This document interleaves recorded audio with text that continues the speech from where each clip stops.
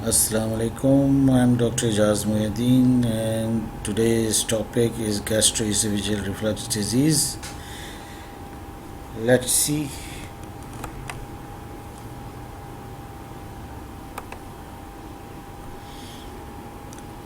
Etiology. The normal competence of gastroesophageal junction is maintained by lower esophageal sphincter. The lower esophageal sphincter normally relaxes as a coordinated part of swallowing to allow the swallowed air to be vented out. Lower esophageal sphincter pressure tends to be low, and there occurs loss of sphincter function and loss of intra-abdominal esophagus.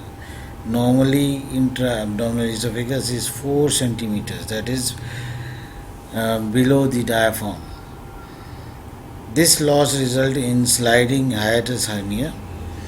Sliding hiatus hernia is associated with gastroesophageal reflux disease. As long as lower esophageal sphincter remain competent, pathological gastroesophageal reflux disease does not occur. Many patients with hiatus hernia do not have gastroesophageal reflux disease and vice versa. In rolling or mixed hiatus hernia with reflux esophagitis, visible or endoscopy is a complication of gastroesophageal reflux disease. In West, gastroesophageal reflux disease is the most common complication affecting upper gastrointestinal tract, due to declining incidence of peptic ulcer. The incidence of peptic ulcer infection with H. pylori decreased due to better socio-economic condition in the last 30 years. Due to increase in obesity, there is also decrease in incidence of adenocarcinogenic esophagus.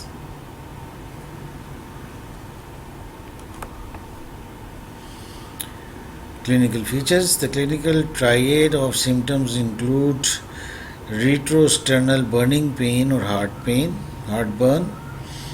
Number 2 is epigastric pain, and number 3 is regurgitation of symptoms which are provoked by food that delay gastric emptying, example fats or spicy food. In severe cases, gastric juice may reflex back to the mouth and produce acid or bitter taste in the mouth. Patients also have odynophagia with hot beverages or drinks. Gastroesophageal reflux disease patients also have nocturnal reflex, chest pain, dysphagia, pulmonary or laryngeal symptoms.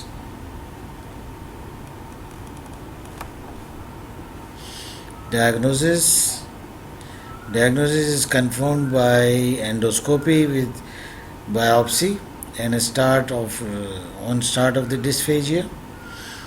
In reflux esophagitis, hiatus hernia, peptic stricture, Barrett esophagus are seen. These are the complications. 24 hours pH recording is the gold standard for diagnosis. The length and pressure of lower esophageal sphincter are also important. Manometry and pH recording are essential. Barium swallow and barium meal are important in diagnosis. Show rat tail appearance. This is seen in barium swallow.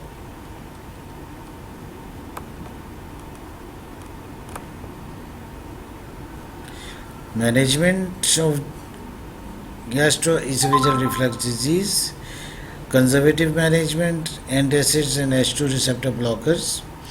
Advise weight loss, stop smoking, stop alcohol, tea, coffee, avoid large meals late at night and keep head up in the bed.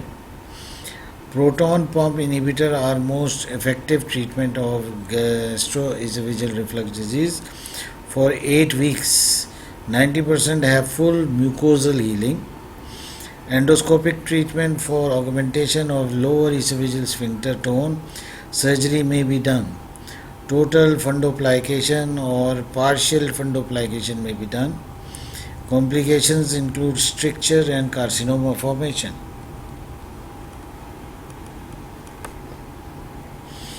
Reference is Bill and Love, Short Practice of Surgery, 26th edition.